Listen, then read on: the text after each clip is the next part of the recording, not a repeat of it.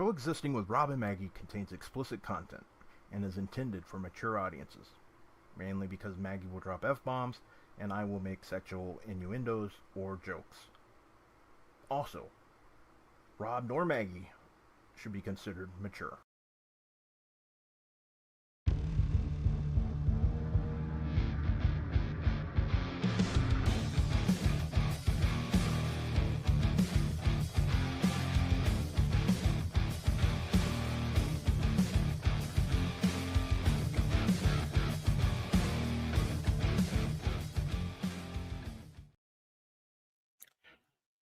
I didn't have time to look up a movie quote today, so I'm just going to give you a really simple one. Picture's got a big butt.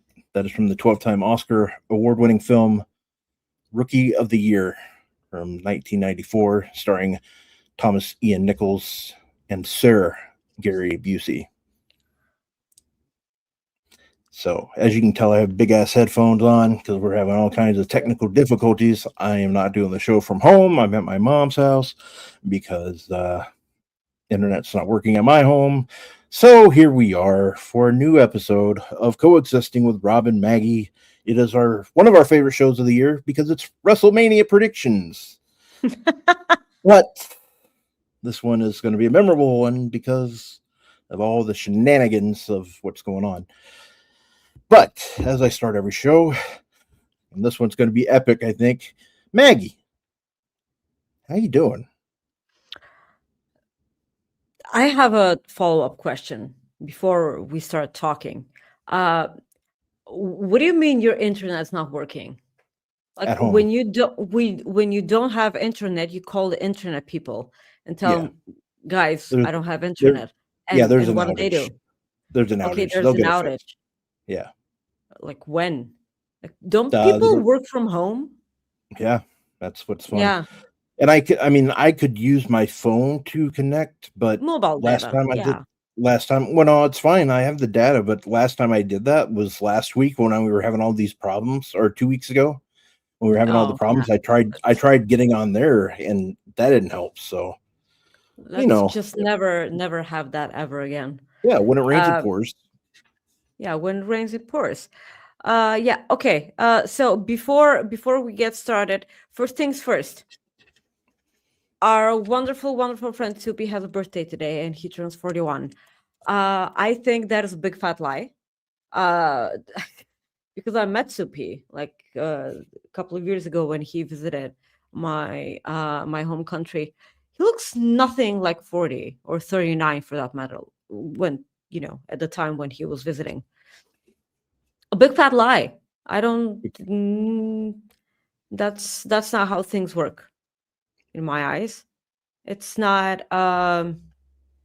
He looks younger than me. I'm 37, so that's a lie, Soupy. I hope you have a wonderful, wonderful birthday. Rob and I adore you, and everything that you're doing for us is so wonderful, and you never ask anything in return. And we have. I don't know if we can ever repay you for everything that you're doing, but I hope you realize just how much you mean to us, to Rob and I, and we're sending you our love and a bunch of hugs, a lot of kisses, and I hope you have a blast. Rob, say nice things about Soupy before I start talking crap. Yeah, did you like the nudes I sent you? I hope you did. No. Happy birthday, Soupy. Thank you for everything. And 41, wow. 41, man. I turned 41 3 years ago. Seems like time flies when you're having fun. But I hope you have a great birthday. And I see that you're working tonight, so you are adulting. That kind of sucks. But yeah, you're adulting. I mean, like everyone works on their birthday, so yeah. Before we get started, we do have a super chat from Mr. Ryan Sullivan. Soupy. He says, happy birthday, Soupy. Yes, indeed. Happy birthday, Soupy. And Ryan, to answer your question, it was a Little Big League 24/7. Yet another thing I haven't seen or heard of at all whatsoever. Listen, it's not it's not like it's a normal week for us, for me personally. First of all, it's parliament election week here in Bulgaria. We have elections this Sunday. And I always hate this time of year because um, I get to see just how dumb Bulgarians are when the results come out later in the evening on Sunday. Um, Hi. Yeah, we're gonna hear a lot of barking because Rob's taking care of a lot of doggies. Um, yeah. Second of all, it's WrestleMania week, and I know it's kind of exciting, but like for people covering wrestling, it's a bit bittersweet. I was talking to Corey today, and I feel his pain because he had to cover a bunch of shit like the past couple of days. Everyone working in wrestling media, uh, I'm sending you so much strength because you know I will be working. I couldn't get Sunday off just so I can sit down and watch WrestleMania Night One in peace. I'm gonna watch it after work when I get home Sunday evening, and then just watch WrestleMania Night Two on Monday. But that's not the only reason it's been a tough week. Rob, might as well get it out of the way right now because then we're gonna start talking about WrestleMania and I'm gonna be even more pissed off. And then it's just gonna morph into a one pissathron. And I don't want that to happen ever. Rob, because Dynasty happened last week and Darby beat Andrade, which meant that Darby was number one contender. And he was going to face either MJF or Kenny Omega. Mhm. Well, because MJF retained his AEW championship versus Kenny Omega.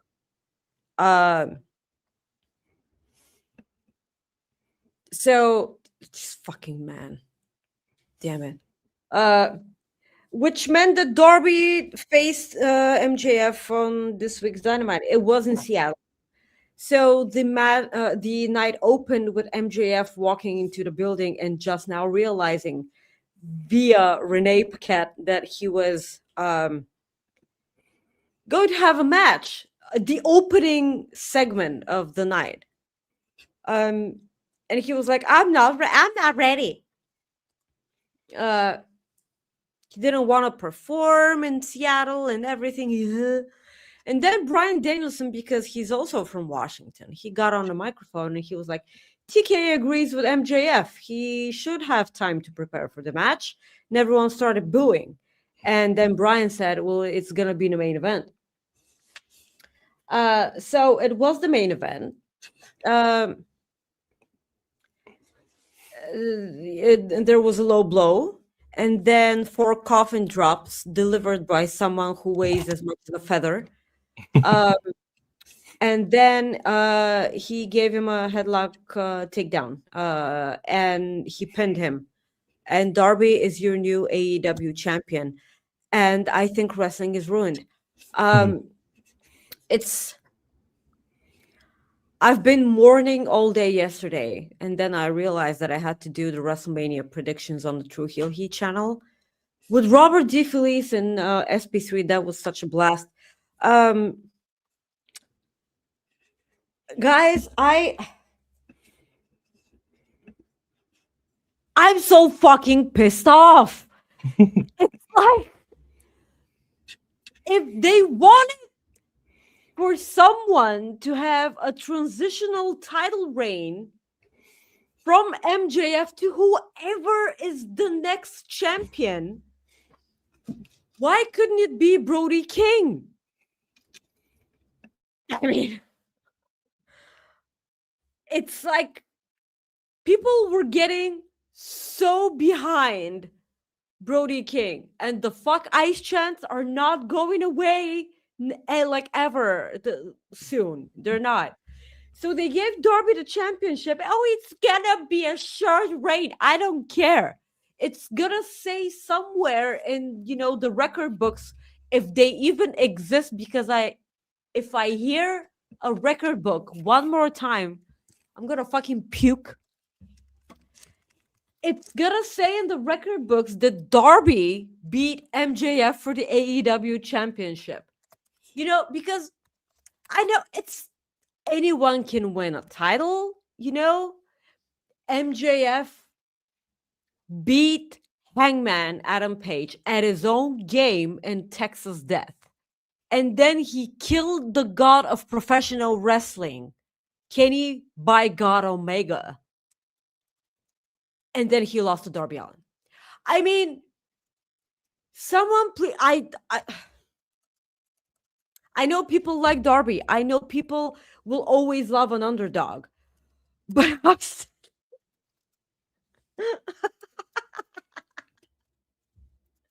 it's like everyone just keeps hoping that I blow my brains out. Like, why are you people doing this to me? And why is the fucking Sting was there looking like a member of the Insane Clown Posse? And then he came out to celebrate with Darby, and the entire locker room, the Young Bucks were there, and they're like, yay. And then Brody King was there. They had an almost blood feud and murdered each other not that long ago. And now, and yes, Darby and Andrade was incredible. The wrong person won. But like, this is in the span of 1 week, we are getting Chris Jericho back in AEW, Darby Allin as AEW champion, and probably the Bellas winning the tag team championships. How is that? I'm gonna throw myself off a cliff. I'm wrestling is supposed to be my safe place, and because I've been ranting so much about Darby, I want to be perfectly clear on why that is. And that is because if we're developing characters and storylines, yes, I understand that the storyline of Darby Allin winning the AEW championship has been there for years. And I understand that because of the massive boner that TK has for Darby. But the thing is that Darby has been the same fucking character for like 7 years now, and he wears this as a badge of honor. And I'm like, yeah, that's cool that you stay true to what you believe in, but you're fucking boring, man. It's the same with Cody in WWE. And I would hate it if people just say that this is a stupid millennial thing because like we have short attention span and just want new things and everything. But like, no, that's not being psychologically ill. That's me not being satisfied with the same old shitty fucking booking that I've been getting for years now. Darby has been the same character and he has been losing, but he's still fucking there. He's being dragged through the desert by a guy who won the Trios championships and then lost them a couple of days later.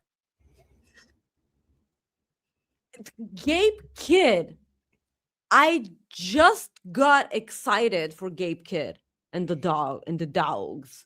And then they fucking lost, man. It's been a long week, guys.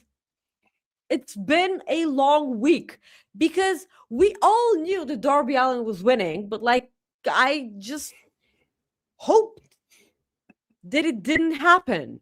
I really, really hope that it didn't happen. And then the moment I saw Sting, and I'm like, yeah, okay, that's fucking happening. Oh my God. Sting looks great, by the way. Just I want to be clear on this. Yeah. Let me just get my regular shtick out before I lose my mind, and then you can share your thoughts on this before we start, making WrestleMania predictions. Guys, hi. I'm pissed off. So please send in all your super chats and humper chats because I'm barely keeping it together. My partner, we have a concert in my bar right now, and my partner, because he's a sound engineer, he has to be there and cannot comfort me through this time of need. So, hi, please. We're so glad that you're here. Happy birthday to Soupy. Everyone say happy birthday to Soupy. Please leave a like on the video while you're here. Sound off in the chat. Please don't argue with me about the Darby thing. You need So to love me at my worst and my best. What? you said he's at work or he's at a concert? He's a sound engineer in my bar. So he's making the sacrifice not to be with you. Sacrifice! Sacrifice! Sacrifice! Sacrifice! I get it. He's doing the right thing. I mean, he should be with you. I get it, but he's there for the bar and audio engineering for the concert. Way to kick me while I'm down, Robert. Thank you. Hey, thank you so much. It's not my fault. It's Jay White. Sure. Yeah, as I was saying before Rob interrupted my shtick, guys, hi. I know this is a wrestling show and this is a WrestleMania prediction show, but like I just needed to get this out of the way just because like I was a ticking time bomb. Either way. If you guys just go and after we're done, go watch the True Heel Here prediction show and you'll know what I'm talking about because I lost it there. Yeah, so please send us your super chats, the little dollar sign, and beneath the YouTube video that we're currently on. If you're watching on any other platform, you can send a humper chat at humperchats.com. It makes us keep a little bit more of the proceeds. Thank you so much. Please subscribe to this very channel. Please subscribe to youtube.com/Fightful. And last but definitely not least, our bread and butter, please subscribe to Fightful Select on Patreon. Rob is on the scene. No, Sean is on the scene. Rob is here. Sean is on the scene there, and you will be getting scoops almost every hour of every day. Sean never sleeps. Anyway, we love you guys. We adore you guys. Thank you so much for joining us. Yeah, I got a super chat here from Misfit Wrestling Podcast. He says, so Julia versus Jordan Grace for the U.S. title soon. Yeah, Julia.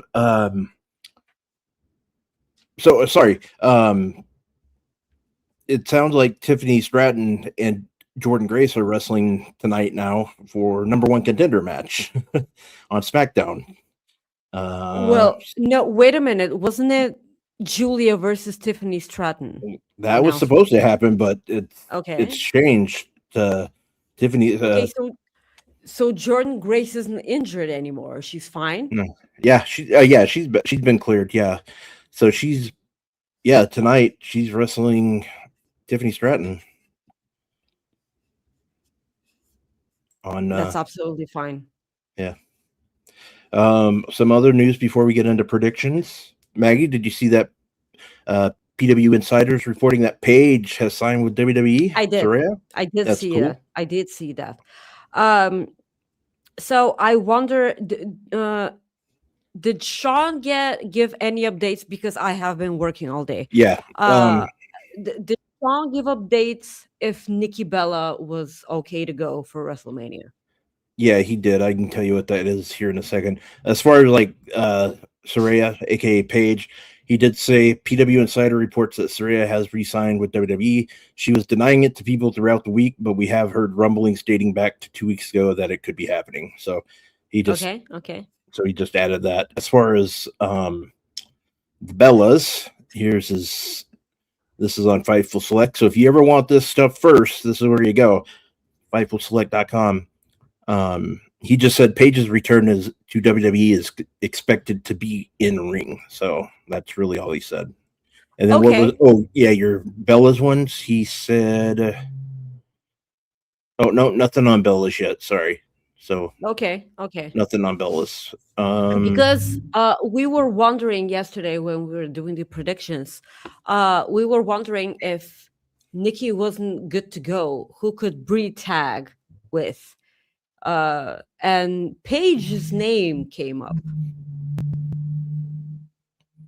Yeah, I don't think they're going that route. I think they would replace. Oh yeah, I think they would go with Io and Asuka. Eva Marie. Yeah, and let her win the title. That way, her and Darby could be champions. I mean, might as well. so While thank you the for week this. is going. So thank you for the super chat there, Misfit. Appreciate that. But yeah, Julia versus Jordan actually sounds like a good time. Got Soupy with a Maggie had a Darb good time this week. I'm gonna let it slide because it's your birthday. Our good friend D'Lo Dix for Say Maggie hi. being pissed, but Uncle Alan goes into the hall today. Yes, Yes, he does. Along Yep, with and Stephanie McMahon. I did check voicemails for DJ Styles. Nothing was left. I'm sorry. Well, he's probably there. He's probably busy. So Yeah, I'm sure.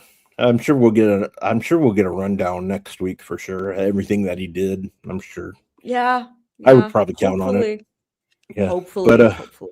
all right, so we know So, that Rob, you guys are you, before we start, are you excited for WrestleMania? Oh yeah, I am. I'm always excited Really? for WrestleMania. Okay. Yeah. Okay. Because it is the granddaddy of them all, as Gorilla would say back in the day. PW Insider said WWE has not cleared Nikki and said Paige is replacing Nikki as Bree's partner. Well, there you go. So that was a super chat. Thank you, Misfit. PW Insider, he sent a super chat. PW Insider said WWE has not cleared and said Paige is replacing Nikki as Bree's partner. That's What fucking what? We were right? well, that's what you said. Yeah. Well, yeah, yesterday. Yeah. Hey, Triple H was probably watching. He's like, you know what? That's a hell of an idea. Like he watches our show. Right now, he's not going around Vegas doing PR. He's right at his hotel. He's at the T-Mobile Arena right now, just telling people to leave him alone. He's watching Rob and Maggie on Fightful Overbooked. That's what he's probably doing. Yeah, because we get paid from them, right? Yep. And and TK listened to you last week talk about how you wanted Darby to be a champion, I guess, too. Sure, and that's how, because whatever show that we're predicting, that's what company listens to us. Yeah. But let's get into it. WrestleMania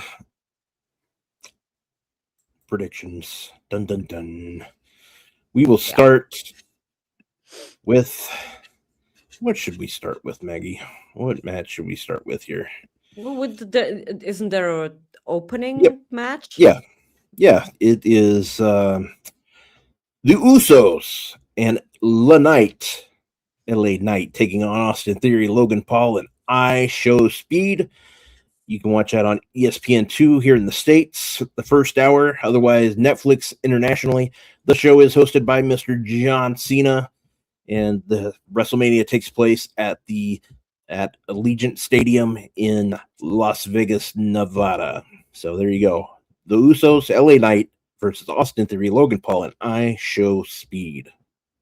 What you got, Maggie?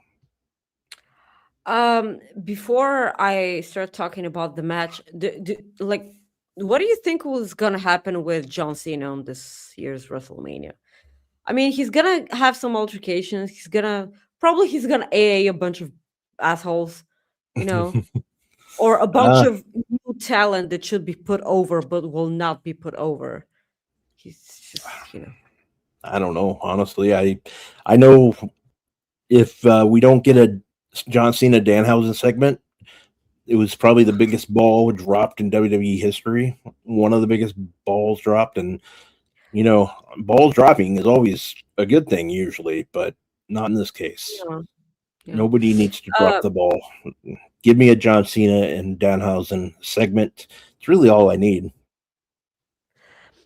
Well, if I have to be honest, I feel like WWE rarely misses drops the ball on things like this specifically. And I'm sure that they're 100% aware of how over Danhausen is. I mean, he hasn't gotten in the ring almost. And people are going nuts every time that he comes out, in between commercials, even. And the Crown eats it right up. And it's almost as if they gave John Cena this role just so they could have an altercation. And I will never say no to that, because it sounds like something amazing to witness, and incredibly entertaining. As for the match, so I think the Usos and LA Knight win here. LA Knight deserves a WrestleMania win. They owe him a win. Yeah. I think that IShowSpeed and Logan Paul opening WrestleMania is probably a good idea. You want to lead in with people that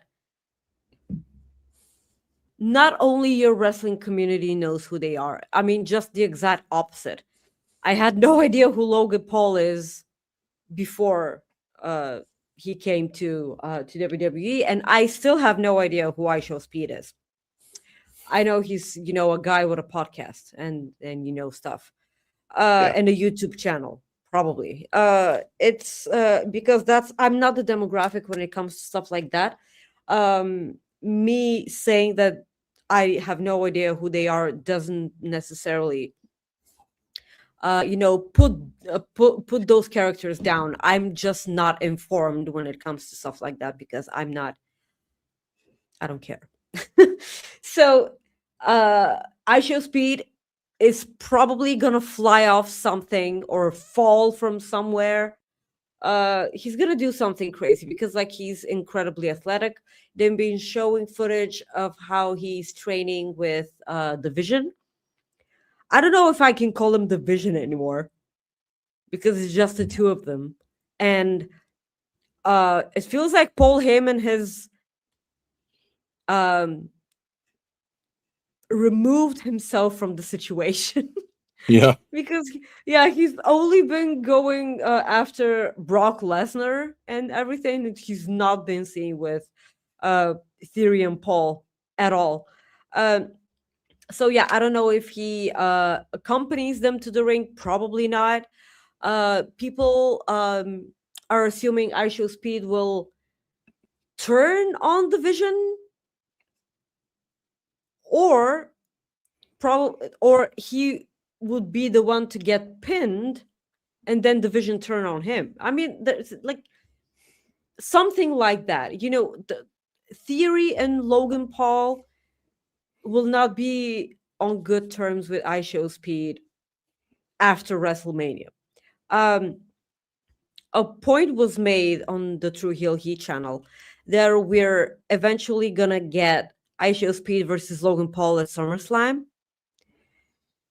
And while I understand where everyone's coming from when talking about a match like that, I don't see it, because Logan Paul has been okay in the ring so far on one-on-one matches, because every time he's battling someone, it's someone who's a ring general and they can carry the match. I don't know who can carry a match between Logan Paul and IShowSpeed. If it's a hardcore match, where rules don't matter and you just, for shock value, smash a bunch of stuff in the other person's body, that could work. But if it's a straight up wrestling match, I don't know how it goes. So to sum it all up, I talked way more about this match than I thought I would. Usos and LA Knight winning here. Yeah, I'm in agreement with you here, and I think you're right. I think IShowSpeed at the end will be raising his arms with the Usos and LA Knight or something like that. I think you'll see IShowSpeed push Logan Paul into LA Knight finishing the match. I think LA Knight gets the pin here, though. I do. I think LA Knight's the one that pins either Theory or Logan Paul. I think that's my predicament. That's my predicament. That's my prediction, rather. So, yeah, that's what I'm going with. By the way, guys, because we talked to Bryn in our private chat, I'm having snacks because I promised you, and also Rob is chugging a huge glass of water because he promised to. These are my mom's homemade cookies for Easter because we finally got our Easter after you guys did. So these are, the biscuits that no, they're not biscuits. They're cookies. Yeah, they're cookies she makes every Easter. They have a lot of sugar in them, and every time something awful happens in wrestling, i.e., Darby winning, I get sugar cravings because that's what's probably going to save my life. Yes, moving on. We got the unsanctioned match between Drew McIntyre and Jacob Fatu. Drew McIntyre versus Jacob Fatu in an unsanctioned match. The second match that will be part of ESPN2's coverage tomorrow evening. Maggie, who you got? Why you got him? So let me just add that this is one of the best built WrestleMania matches for this year because they've been going at it for like 10 years now. It feels like. I feel like I say this all the time when we talk about a Drew McIntyre prediction match. I can't help but root every time for Drew McIntyre because he's the type of heel that you hate, but you fucking adore because he will never tell you lie. Like, he's not a slimy heel. Everything he does is true.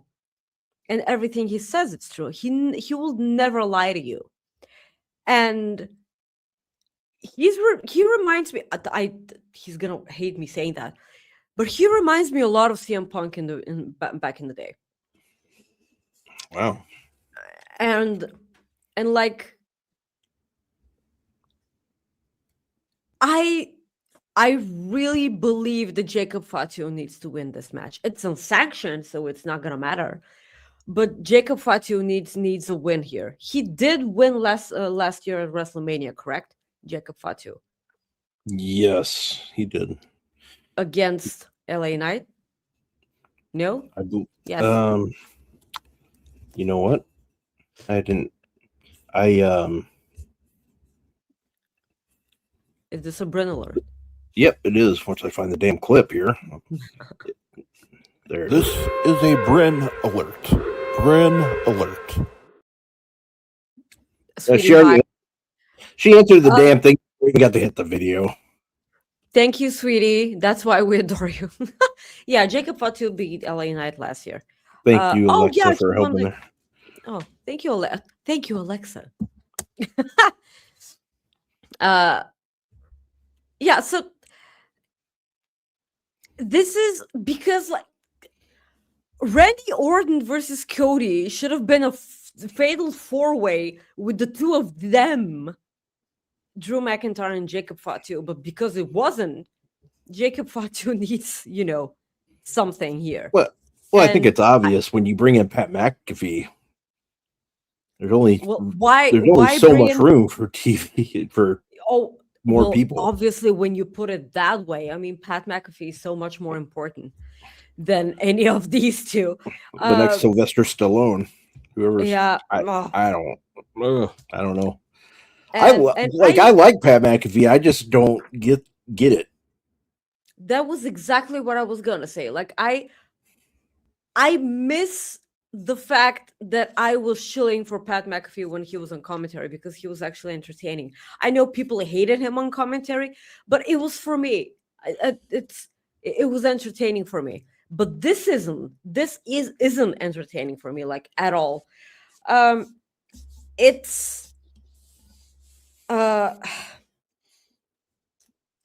Listen, whoever wins this match between Drew and Jacob Fatu, he's gonna be waiting for the winner between Cody and Randy Orton.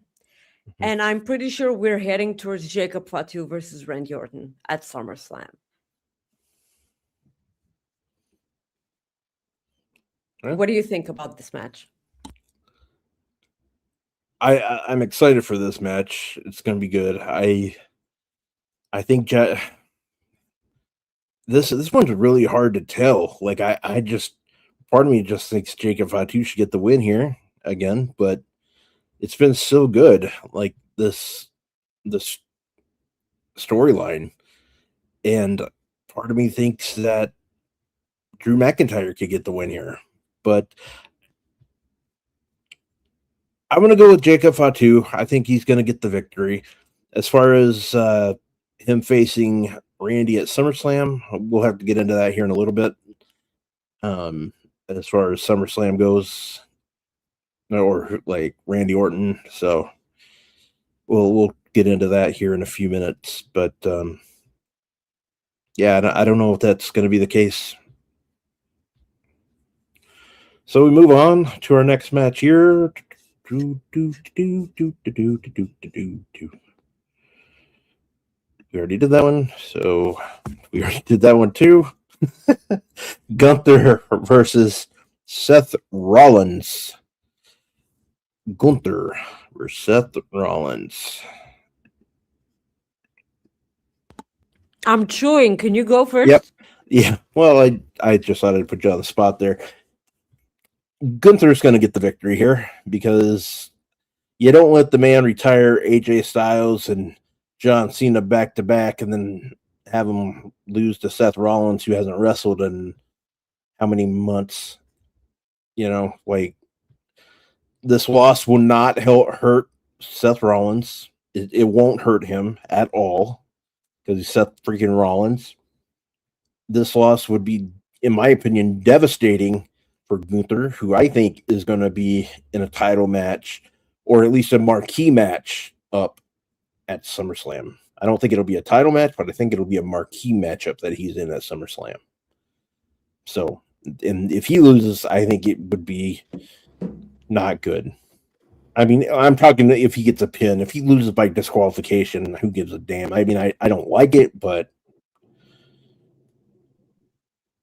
losing by disqualification doesn't hurt you, like when it comes to that kind of stuff. But I want him to go over, and I think he should go over on Seth Rollins.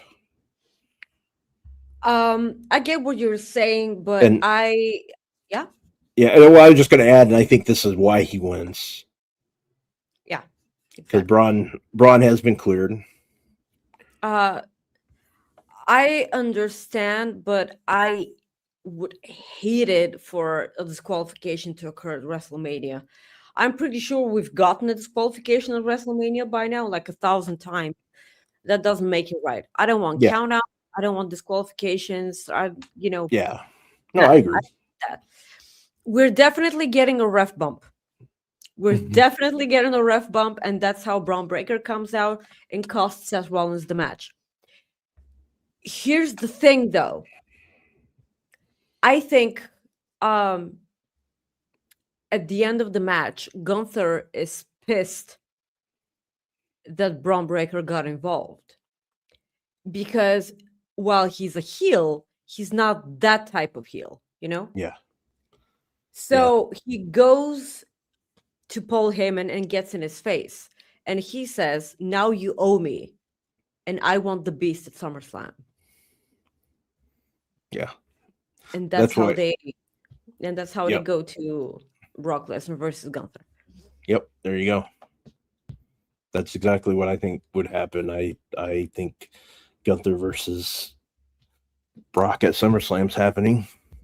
I mean, it's been predicted by a lot of people, like for quite a while, that they think this is what's going on. So I'm going to go with that too.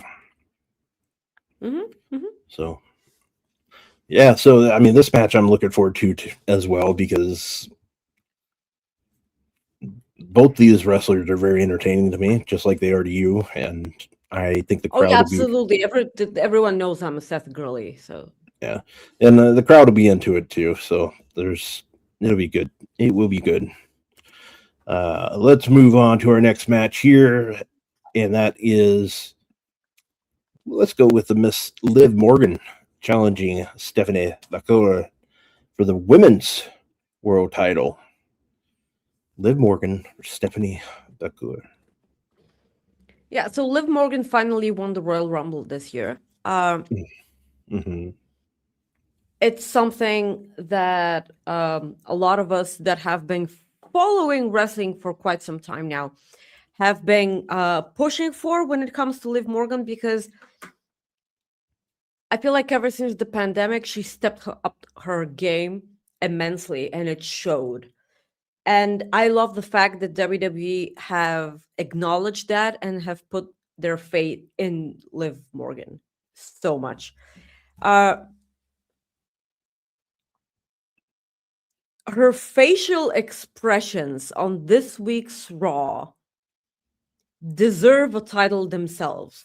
Like, let me be clear. I think she beats Stephanie and wins the championship, but she needs a separate belt for the expressions, that she did. It was too good to pass out. And I don't know what this means for Stephanie. I don't know what the future holds for her, but I do feel like it's Liv's time. And I actually feel like that this is one of the sleepers on the night. It has the potential to sleep to steal the show. Sure. No, I mean, I could definitely see that. I have Liv Morgan winning this match too. I just think that the momentum's there for her, and it's I think the right way to go. I like Stephanie a lot, but I think that there's more momentum behind Liv Morgan, behind her, and just the fandom that she gets. I mean, she still gets loud pops, even though she's a heel. Like, she's getting to that higher spot on the card where she's one of the bigger stars of the company. So I think we will see a new champion crowned, and I honestly don't think that Roxanne or Raquel are gonna do anything. I mean, they'll probably get involved, but I don't think they're gonna do anything where they cause Stephanie the loss. Like, I think Liv's gonna pin her clean. I really do.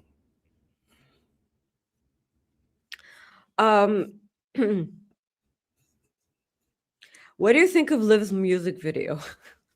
That was weird, but I liked it. It was weird, but You liked it? What do you think?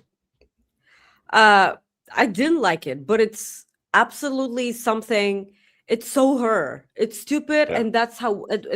I'm not calling her stupid. Like, don't get my words twisted. It's ridiculous. It's not for me, but it suits her really well, and I'm so sure that this is exactly what she wanted to do. I'm gonna butcher that name. I can't say it. Egosenses? No, I cannot pronounce that. He says it's like an old Britney Spears video. I could definitely see that. Our good friend Chris Mueller, Doc of Bleacher Report, sends us a super chat because my Mania prediction, is that I will be tired after. Yeah, Sweetie, are you covering WrestleMania? Are you doing that? I'm so sorry. Anything else would be uncivilized. The Bleacher Report does not have him cover WrestleMania. Why? Because they always he has to cover WrestleMania because it's Doc. Yeah, sure, but I don't know. I'm just talking out of my. I have no. Enjoy the show and then just go to bed. He says, "I am covering SmackDown, the Hall of Fame, the Hall of Fame, both nights of Mania and Raw." So He's gonna be busy. I hope you become a millionaire at the end of Raw. Because if you're not, it's just ridiculous. Doc will need a Doc after this weekend. Kilo Diggs, Godspeed, Doc. Yeah, I get it. So we both have Liv winning this. This pay-per-view, we're pretty much on par. Yeah, I know it's kind of annoying. Yeah, it's first time in a long time that we've been. Yeah. So this where I don't know, we might change our minds here. We go to the main event of Saturday night's first night of WrestleMania. Randy Orton with Pat McAfee on his side, challenging the undisputed WWE champion Cody Rhodes for the title. Will Cody leave Las Vegas with that title, Maggie? So what you're saying is you think Cody Rhodes retains the championship? I think Cody Rhodes retains. I will puke. The reason why is there's been some, and I don't know if they've been, I don't know who's reported it. I don't know if they're, I don't know if they're legit because I don't know where the report came from. But if the reports are true that Randy's like hurting right now, like if he's dealing with an injury, then yeah, I don't think he's winning. If that's the truth. So, and the way that are you basing your pick solely on this piece of news? Yes. But I also, well, no, there's two reasons. There's also the reason is when Pat McAfee said that if they lose, you won't hear from me again. I think that he is kind of writing himself out of wrestling so he can start doing like other things like TKO or like the parent company, not TKO, but the parent company of that. Like they got him in TV shows. Like he's going to be in Tulsa King with Sylvester Stallone. He's doing entertainment work. I think they're trying to he's trying to write himself out of WWE. I don't know if that's the case at all. But why is he writing himself off of wrestling? He wasn't in wrestling for months. He could have just stayed away. That wasn't him. That's my thing. That was WWE trying to get him in, and this is like their way of saying, "Hey, let's do it this way. That way we can write you off." And that's when he said that. Like when he said that, like you won't hear from me again. That's when I thought, like, okay, Cody might actually win this. That was just my. We know my predictions suck ass usually, so I could be completely wrong. I just think in this case, there's a possibility that Randy will not win. Would I be okay if Randy does win? Absolutely. Now there is something, this first off, I just saw this. This made me laugh. Corey Michaels, Darby Allin should win the WWE Undisputed Championship. But this actually made me think here for a second. I don't think it'll happen. Nope, that wasn't it. Where did it go? Again, I'm not going to say this name because I'm going to butcher it. Orton, McAfee versus Cody and Jelly Roll at Backlash. I don't see that happening, but wouldn't it be interesting if Nah, never mind. That's not going to happen. I was going to say, wouldn't it be interesting if Jelly Roll turned heel on Cody? It's not going to happen.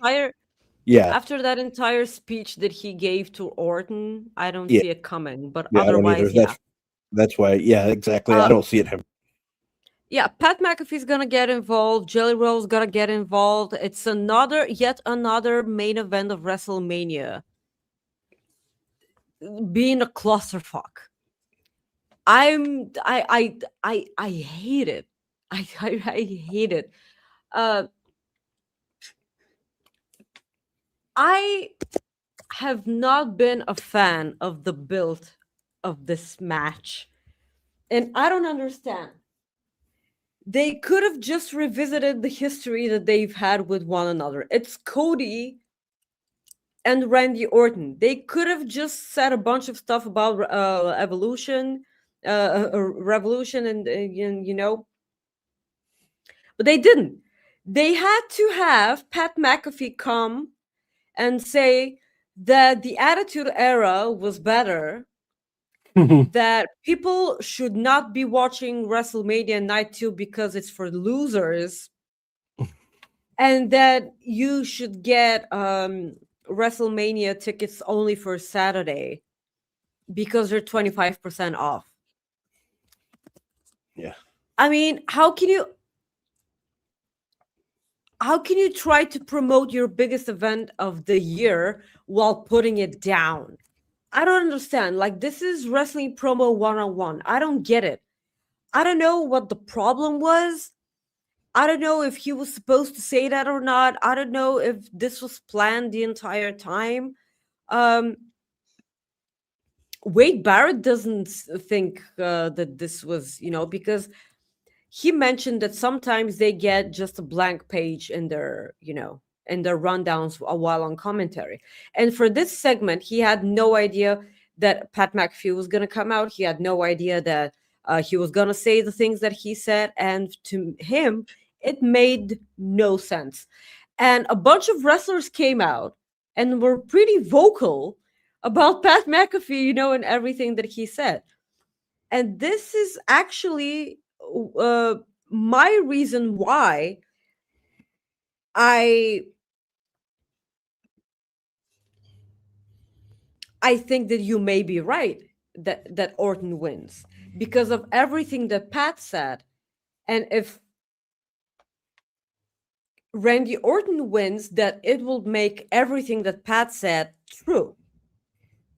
And I don't know if they want to go there. I don't know if WWE want this type of heat. I'm not aware.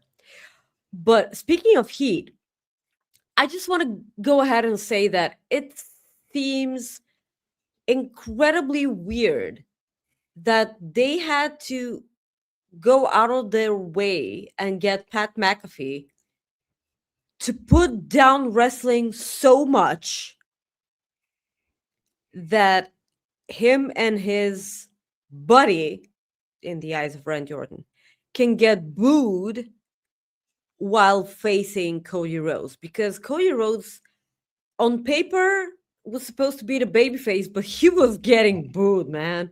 He was getting booed and Randy Orton was getting cheered.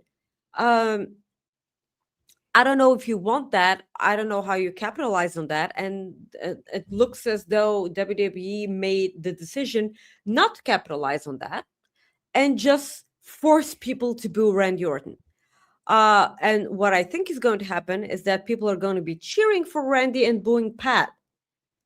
That's it. I'm pretty sure that during this match, Pat McAfee is going to be on commentary, or he can be standing up with a earpiece.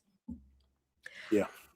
I am gonna say Randy Orton and winning here. And I'm pretty sure that this is the first time in my entire life that I will be cheering for Randy Orton. The first time. And and because it is my first time, he's probably gonna lose. The one time I cheer for him, and because it's Cody. The more time passes, the more I wish that this was Kevin Owens. And we still have no idea whose royal family Pat McAfee is a part of. Yeah. But I did realize something when I was on the True Heel Heat prediction show yesterday, that I don't know if you guys remember that there's an antivirus company called McAfee. Yeah. So McAfee. it's probably that. So he's part of a firewall. He's not related to the guy, but yeah, I that guy is actually dead now, I believe. They may be related. He went cuckoo for Cocoa Puffs, unfortunately. That guy, the guy that owns the company. I have no idea who that guy is, by the way. I just remember the antivirus thing. Yes, Scott's right. TKO's royal family.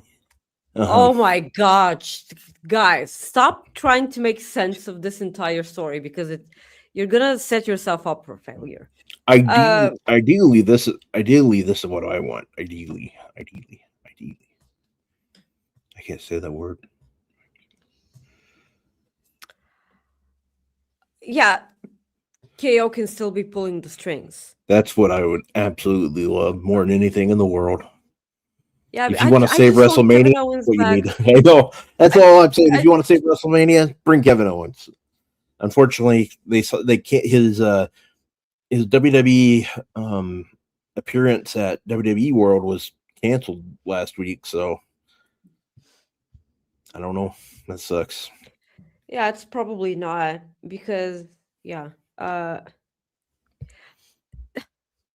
Yeah, the more I talk about that specific storyline, the more pissed off I become. And having in mind that I'm a molting volcano when it comes to wrestling anyway, I don't think I want to, make that mistake. I don't know. It's WrestleMania, both nights of Wrestle. It's do you feel as if WWE have booked themselves into a corner when it comes to two-night of WrestleManias? Because it kind of this year's WrestleMania feels incredibly forced as it comes to a two-night WrestleMania. I don't really think so. I don't feel that way, anyways. A lot of matches feel forced. The 6-man tag match seems forced. And the women's tag match seems forced. You mean the Intercontinental 6-man match? No. The 6-man tag team match. The Usos. Oh, sorry. When you said 6-man, I was thinking 6 tag teams. I wasn't. Yeah. And when I say that all of these matches, I mean, hell, the Intercontinental ladder match title thingy, it also seems forced. Like that's like they should have had qualifying matches. Like they should have had, stuff, and it seems forced. When I say forced, I don't mean that I don't want to watch it happen. No, I'm not saying that. I'm saying that they put matches on the card for the sake of the card being on a 2-night pay-per-view. That's all I'm saying. They didn't put any effort in a lot of these matches. They're probably gonna be awesome, but the effort isn't there. That's why my hype levels are not existent, because like a lot of the matches I'm angry about, but I'm still gonna watch them. And for some of the matches, I'm looking forward to them because they've been built properly for like months now. And like for a couple of years, they've had a bunch of matches happening at WrestleMania, and then WrestleMania not being the blow-off thing. They continue even after WrestleMania, when I think that WrestleMania should be the thing that closes the chapter and opens. WrestleMania seems like the end of the season, and then Raw and SmackDown after WrestleMania are the beginning of the next season. And sometimes this is never the case because stuff just keeps happening. WrestleMania Backlash, what the fuck was that? I mean, yeah, I mean, yeah, I don't know if this year is gonna be the case when it comes to stuff like that. I'm just saying it. Yeah, I don't know. Let's see. I'm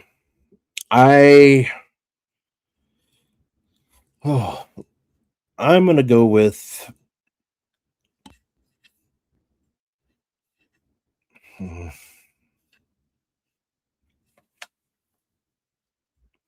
My mind's kind of changed.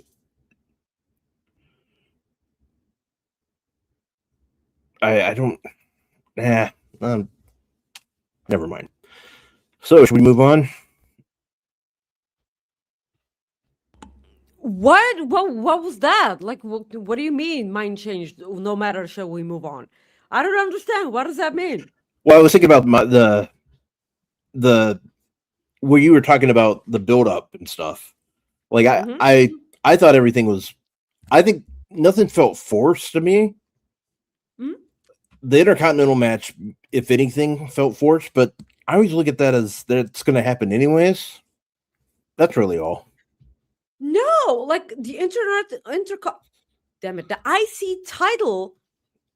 Like we've been so bitching about the IC title not being defended at at a ladder match at WrestleMania for years now, and the one year that they do it, they don't care about it.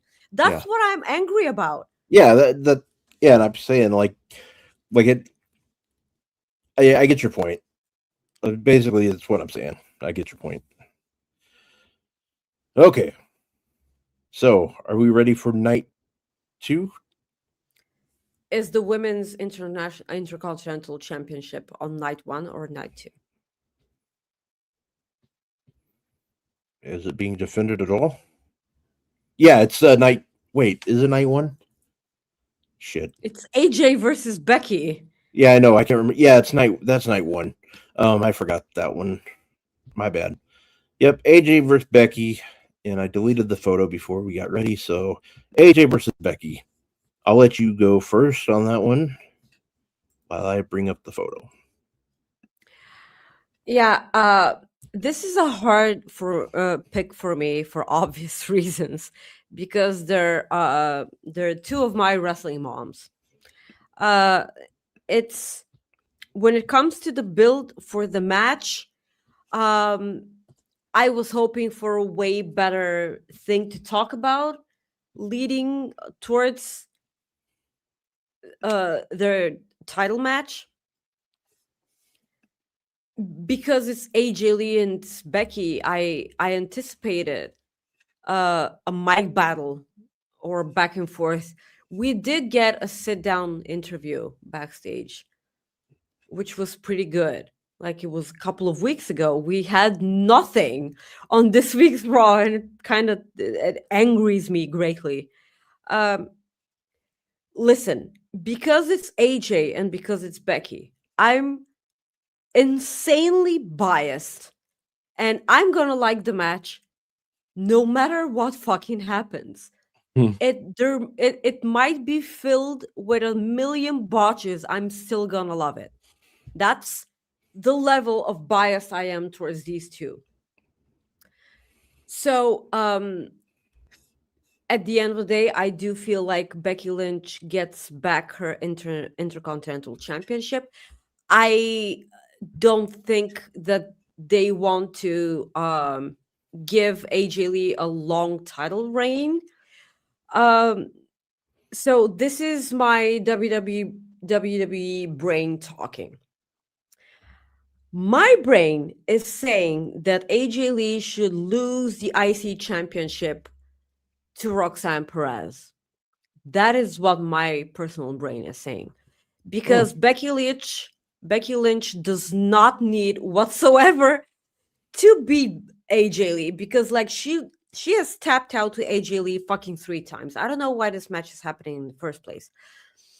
I anticipated the match because I knew how WWE work and their insane logic and everything. I don't think that this is the way to go. I don't think that this makes sense at all. I get that Becky's pissed off, but she has no ground to stand on. Like 0. Every time that AJ has beaten Becky, it's been clean as a sheet. And I don't understand. And exactly like the comment said, AJ should lose the championship to one of her kids, to one of her daughters. That is it. I mean, we never got the chance to see AJ Lee and Roxanne Perez have a stare off at the Royal Rumble because like Royal Rumble was in Saudi, and we never got to see that. I don't know how we get to a AJ versus Roxanne match, but it should happen. And I thought that the best idea here was for it to be for that specific belt. And Roxanne should be handed a championship sooner rather than later on the main roster, because come on, let's just be perfectly honest here. She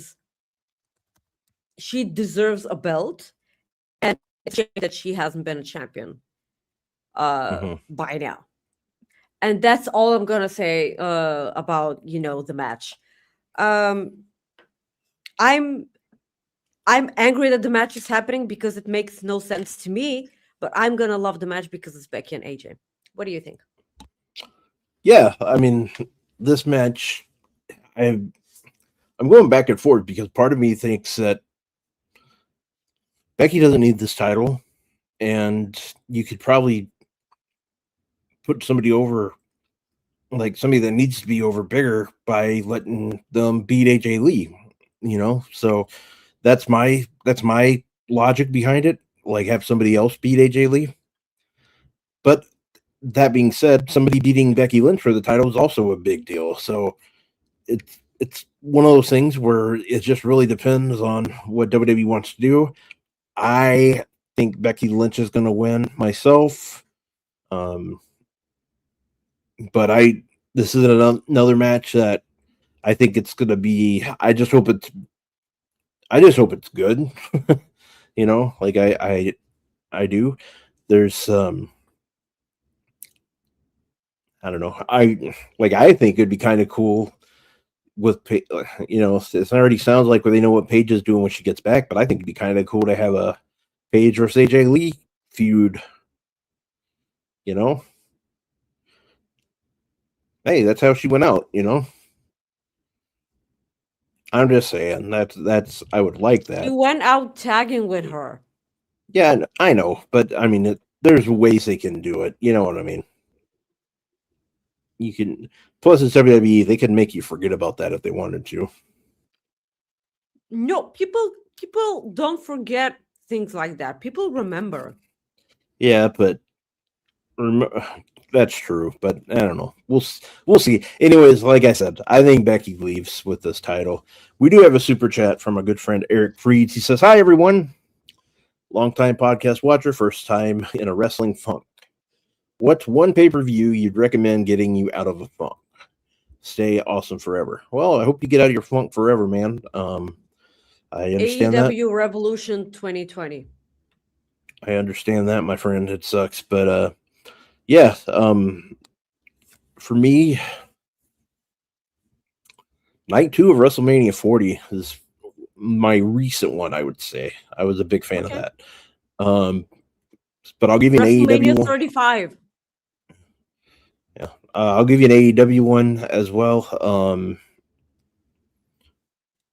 Forbidden Door 2023. Was it 2023 that was just freaking awesome? I can't remember. I know when I see the Listen, when it comes to AEW pay-per-views, I don't remember which one was awesome and which one wasn't, because they're all awesome. Yeah, Forbidden Door 2023. Okay. Yeah, that had Kenny Omega and Will Ospreay, and you had Okada, Bryan Danielson. Was it All Out 2021 when Bryan Danielson and Adam Cole debuted? I believe so. Let's see here. That was a phenomenal pay-per-view. Yeah, that was a good one too. Yeah, yep. August or September. Yep, September 2021. That was a good one too. So any of those work. Such a good pay-per-view. Yeah. But yeah, there's Bryn got us a couple weeks ago. She did an article, and I can send it to you later on Instagram. She did a article on basically 10 matches that we love, and I strongly recommend checking those out, because I mean, if you look at it that way, if that can give you 10 matches, that's a AEW pay-per-view by itself. So you can watch it that way too. There's all kinds of good stuff on that. Everyone just follow Bryn. Yeah, just follow Bryn. Follow Bryn. All right, we move on to our next match here. No, not our next match, to our next night. Yeah, next night. Thank you. Next night, night 2, taking place on Sunday, April 18th or 19th, rather. Night 2. We will start with the Demon, Finn Balor, taking on Dominik Mysterio for the Intercontinental title, right? No, sorry, not the Intercontinental title. I was gonna sorry. It's one of those days. Just having a day. Forget it. I know it's not for the Intercontinental. It's not for a title at all. No, it's just a singles match. Yeah, it's just a revenge. Like, just I want to get revenge. I don't know why I thought Intercontinental title. It's maybe because you had it forever, but I know it's not for the Intercontinental title because that's going to be defended later. Or actually, that's going to be the second match of the night. Anyway, so I went out of order on this one. Oh well. Who gives a damn? This show's off the rails, anyways. Who you got? Before I say, do you think that it would have been better if the Demon was a surprise? Yes. They should never, exactly, right here, Seth Grider says that WWE should never, ever spoil the appearance of the Demon ahead of time. That is correct 100%. They should not have said a damn thing, but the problem is they made tickets so damn expensive that they couldn't. They were trying to get people in, and they're hoping that some Finn Balor fans are going to be like, well, now he's a Demon. We got to go. Yeah, but like, when's the last time he won as a Demon? Like, never. Well, yeah, I mean, that's been forever. But I mean, that's the point. Like, they should not have done give us a surprise for F's sakes. Yeah, and that is exactly what, listen, them making sure that everyone is aware that Finn is a Demon. I'm gonna pick Finn Balor to win here. And if they make him fucking lose as the Demon yet again,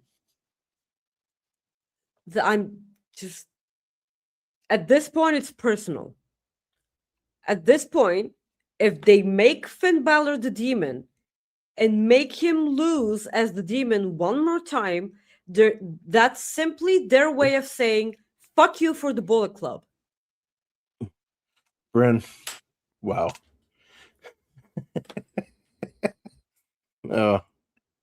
You're the best, Bryn. Yeah, that's it. I mean, that's... Yeah. Finn Balor better win. I think that Dominik Mysterio is a future top babyface in this company. For now, if they want to turn him babyface, he shouldn't change a thing that he's doing right now. Because I don't think that he can pull shit off as a white meat babyface. Just do it like Roman Reigns. Change nothing, but just be a babyface. Just change nothing. He's getting cheered anyway. So might as well. Yeah, what do you think? Yeah, I would agree with you 100%. He needs to win the match badly. He needs to win as the Demon.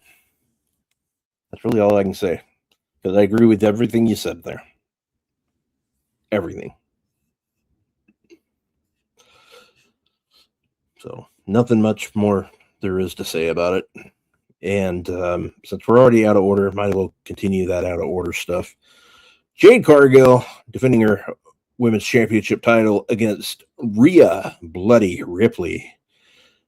Maggie, I think the title run for Miss Jade Cargill will be coming to an end as Rhea Ripley gets gold back around her waist. What do you think about it? Because really all I think about is Rhea's. I think Rhea's going to win. There's really not much to it. The sad thing here is that I don't care about this match at all. It's really annoying for me to say it when it comes to a Rhea Ripley WrestleMania match. So we still, I mean, I know that they try to explain it. They have done their best to explain it, but I'm still not buying it. The BFAB and Mitchin thing, the fact that they joined Jade in the Rhea Ripley and Io Sky beatdown, I'm still not buying it. Because what do you mean can't beat him, join him? Jade tried to murder you guys. What do you mean you decided to no. They keep giving women these ridiculous storylines and make women make zero sense when it comes to logic. Stop doing that to your women and just put them over as wrestlers on your wrestling show. Yeah. I think Rhea Ripley wins the championship here. I think that the best use of Jade could have been in NXT. I know that they wanted to put on the star power that she was on the main roster. They wanted the shock of the AEW star Jade Cargill to be a part of the main roster in WWE. I know that this is what they were aiming at. Yeah. But I think that it would have been extremely better if she was in NXT. It would have made wonders for her. She would have gotten in the reps. And because right now she hasn't. That's all I'm saying. She looks fucking fantastic. But like she just needs to be putting in the work in ring wise. I have zero expectations when it comes to this match. And I'm hoping that they somehow get exceeded. Yeah. Yeah. I mean, I'm with you. I'm with you 100%. I'm going to go with Rhea Ripley here again. I just think it's time. So there's that. Yep. All right. So let's go to our next match here. The ladder match, Intercontinental Championship ladder match. It is a 6-man match. JD McDonough taking on Dragon Lee, Penta, Javon Evans, Rey Mysterio, and Rusev. Penta defending his title against 5 other men. Maggie, who leaves Las Vegas with this Intercontinental title championship? Listen, in my wildest dreams, Javon Evans leaves WrestleMania with the championship. That's it. In my wildest dreams. I somehow think Penta retains here. If you look at the the participants, you couldn't help but notice how Rusev is the odd one out, because like you have all these magnificent high flying lucha bouncy people, and then you have Rusev. I mean, in those sorts of matches, it's always fun to have one meaty guy. You got JD in there too, who's not really. Oh, but like she was a cruiserweight. Yeah. Okay, I got you. I know what you mean now. Yeah. So, like I was saying, you got Rusev in there, like the meat on the table. Then could bounce people off of ladders and stuff. And just at the end of the day, they're gonna break a ladder or two with him. And you do it for the moment. I hope he gets there with a tank. A wonderful nod to his WrestleMania match against John Cena, and I hope that CJ Perry is in the tank. I know they were both bummed out that they couldn't have sex in the tank, but maybe now they can. I don't know, like with the new regime, I don't know if that's possible or not. I don't know. I hope Javon Evans wins. They never pulled the trigger with Javon on NXT. Never. They never did that. So I hope that they do on the main roster. I know I sound ridiculously stupid when I say it, but I will be sticking to Javon Evans here. I know I'm not right. I know I'm gonna lose this bet, but I went with Javon Evans on the True Heel prediction show yesterday, and I'm not going backwards. Okay. I'm pretty sure that Penta retains here, by the way. Okay.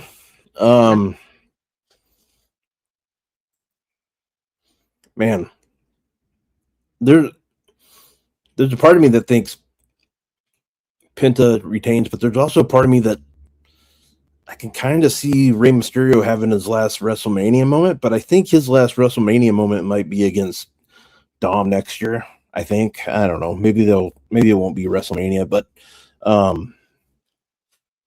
think Javon Evans would be a better moment.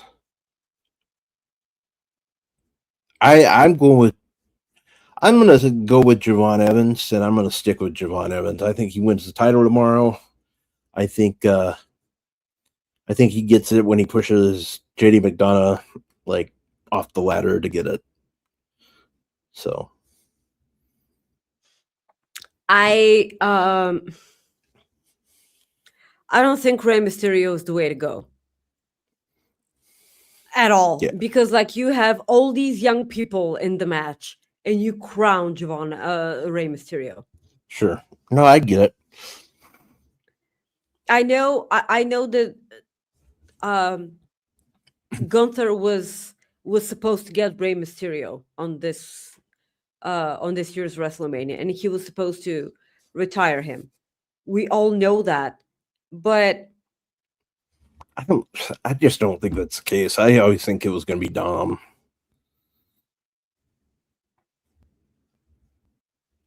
okay.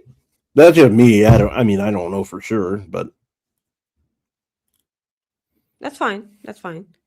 But I mean, he was supposed to lose at WrestleMania anyway. He wasn't beating Gunther. yeah. Leon Slater being in this match. What do you mean low key? He was made for this match.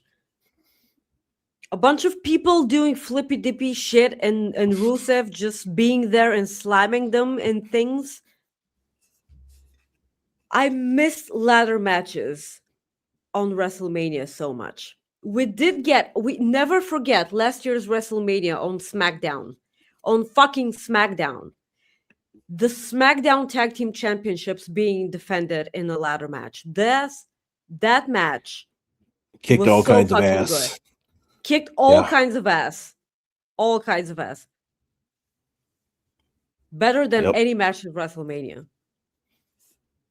It was a damn good match, that's for sure. Mm-hmm. All right. So we move on to our next match. Maggie Lemon Peppa Steppas, Trick Williams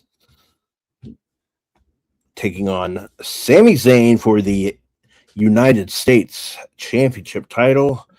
Maggie, the reason they took this title off of Carmelo Hayes irritates the hell out of me, but I understand it from a business perspective.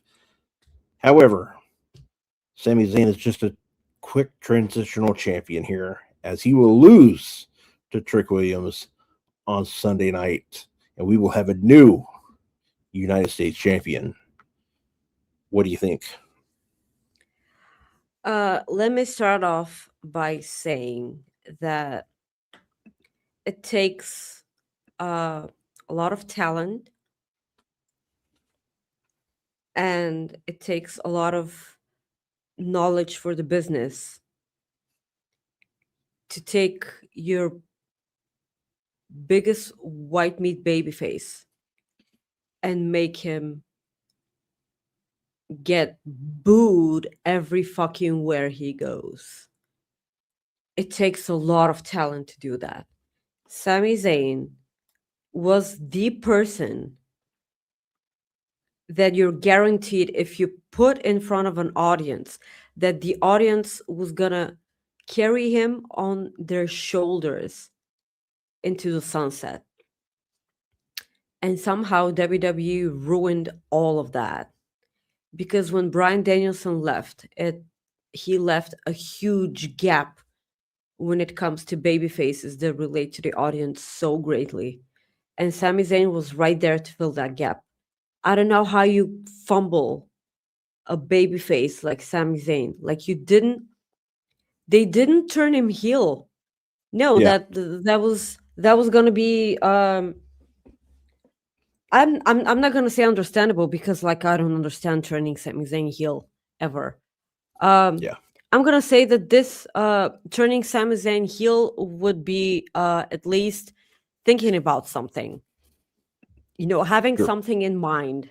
What happened here was that they had Carmelo Hayes on the main roster for years now.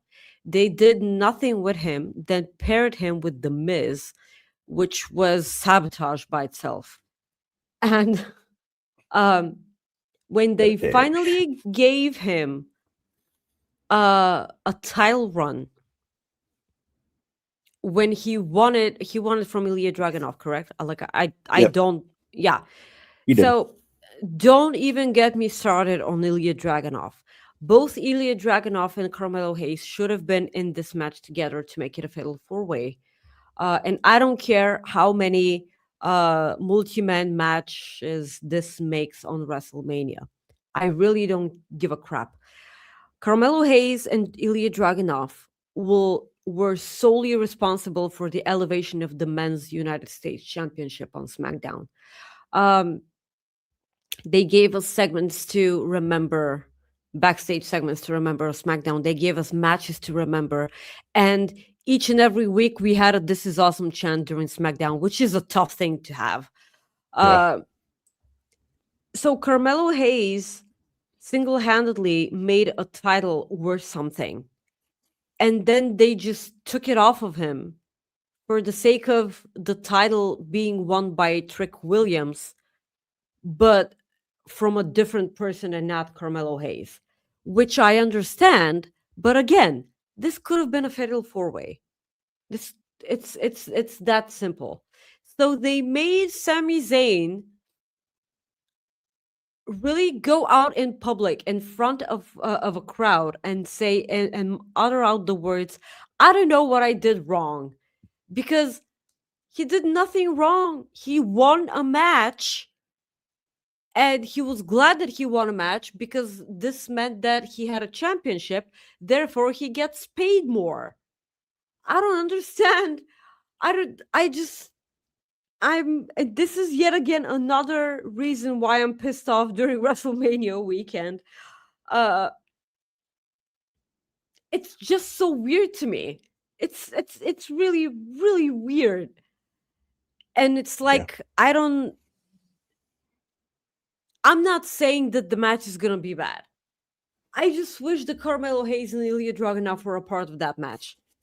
They both deserved it.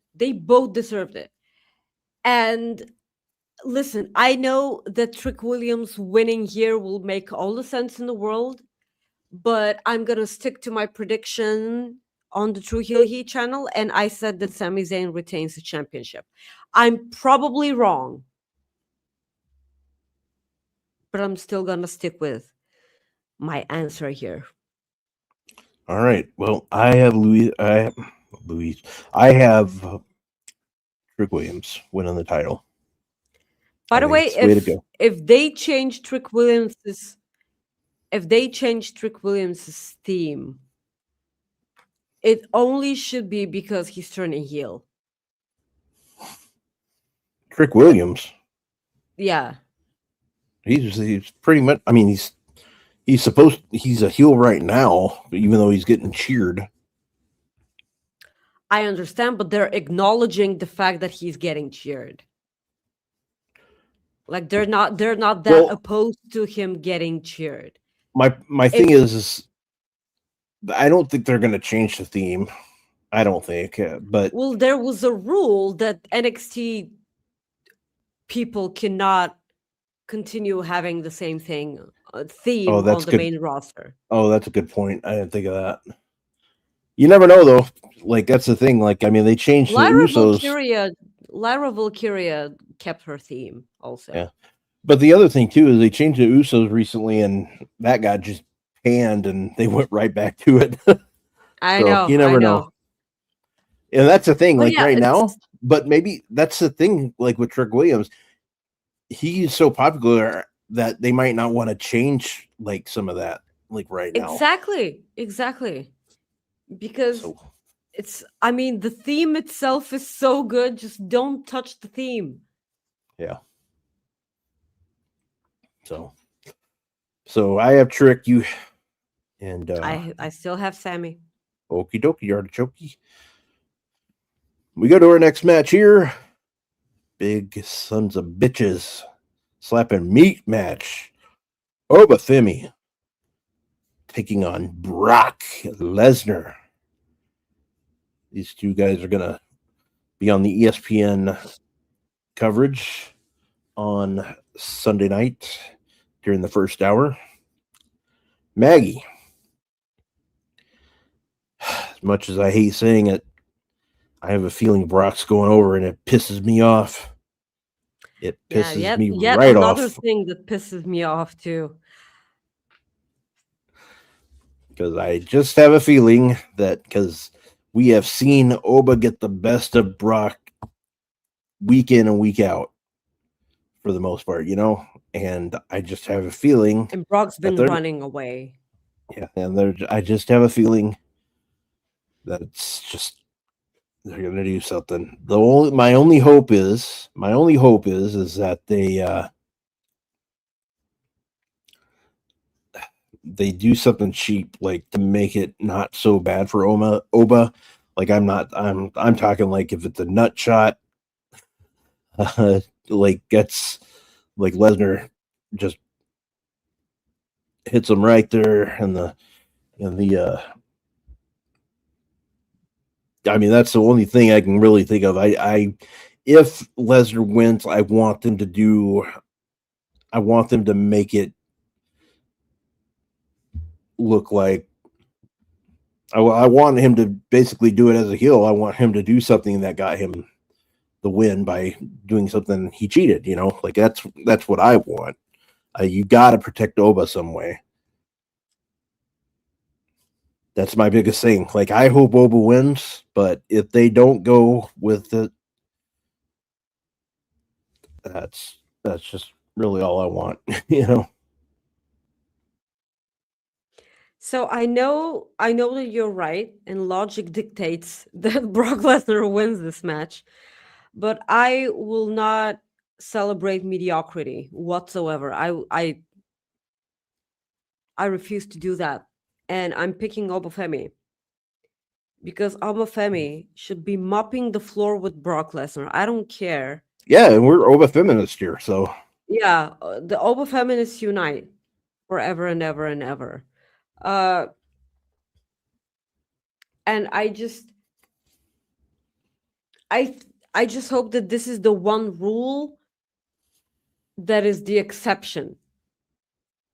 The exception to the rule. I didn't express myself properly. Um, forget about these old timers and everything, and just build your young talent. That's it. Because you keep having your old talent on the same show with your younger talent. So you have your young talents facing each other and not exactly putting each other over and not quite building the next big thing. But yeah. what you're doing is that you're having your old stars beat the young stars. And it should be the exact opposite. And I've been so vocal in saying that in my eyes, Brock Lesnar should have never beaten The Undertaker's streak. It should have been Roman. Initially, it should have been Roman, because eventually when Roman did it, it was like, someone else did it before you anyway. So it doesn't count anymore.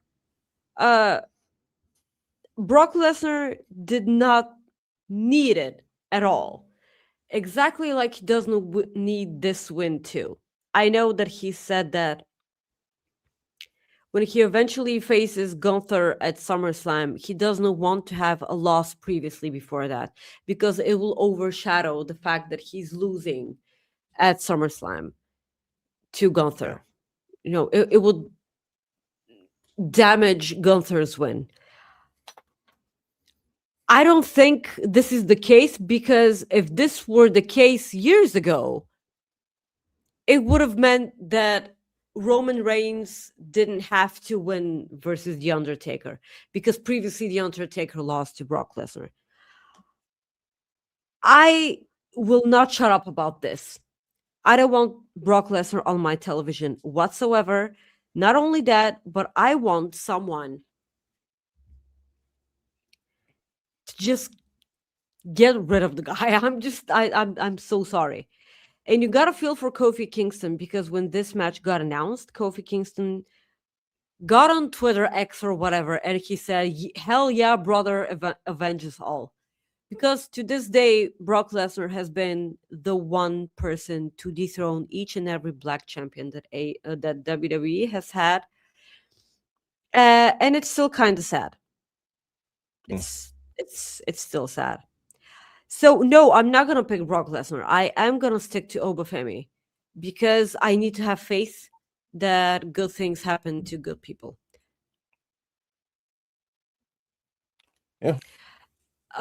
When it comes to Bryn's question, if Brock beats Oba, where does Oba go next? Fucking exactly, sweetie.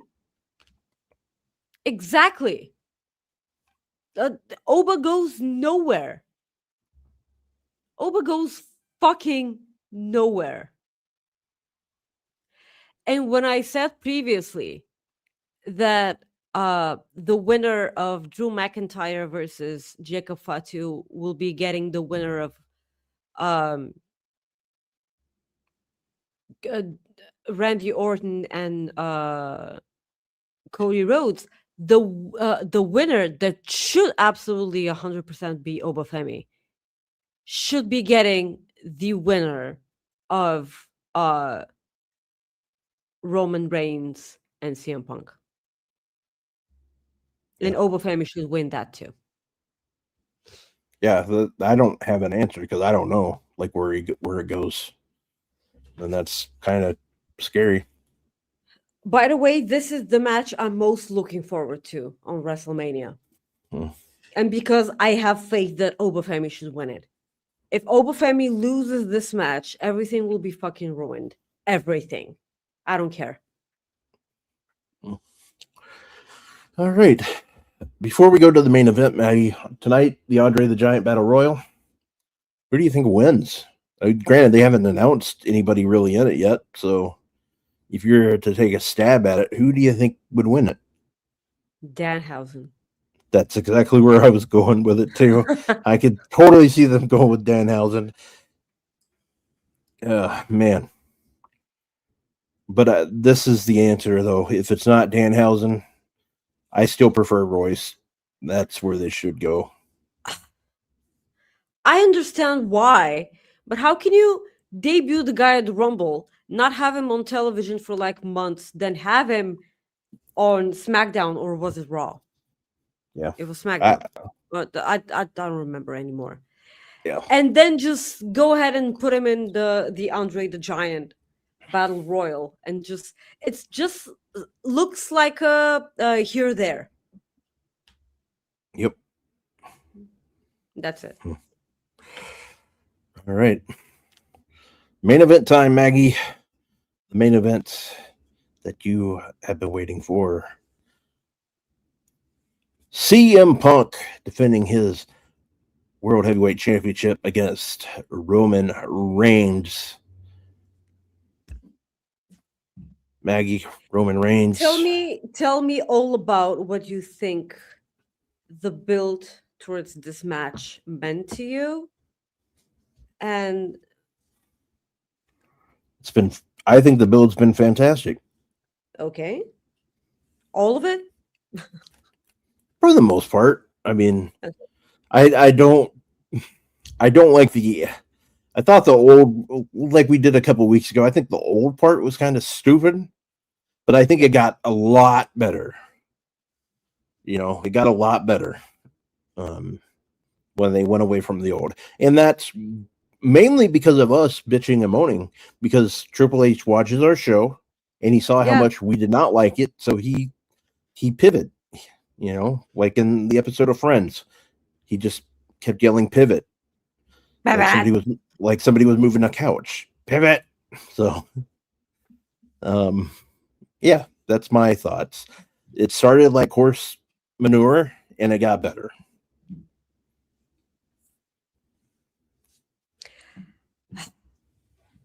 See, none of us like the old thing. It would have been because SP3 mentioned this yesterday. It would have been way better and way more acceptable if they got to the old part and then mentioned, I'm going to bury you right next to your father.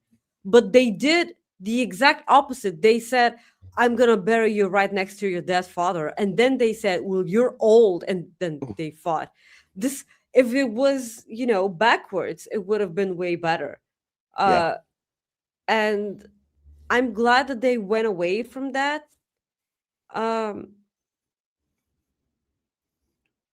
Yeah.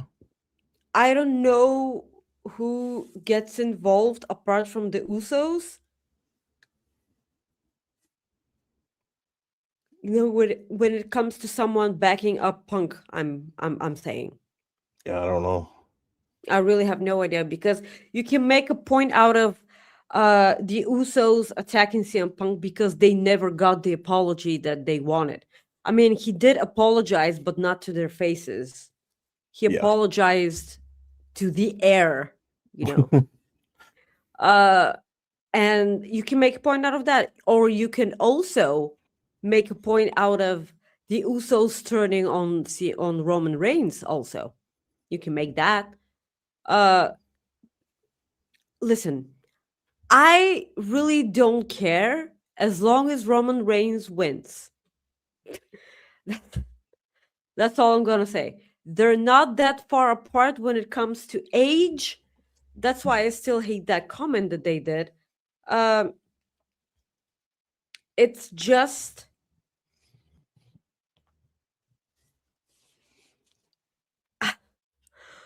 I think that logically speaking, Roman Reigns should win this match because of everything that led to the match. They and Seth Rollins had a triple threat match to main event last year's night 1 of WrestleMania.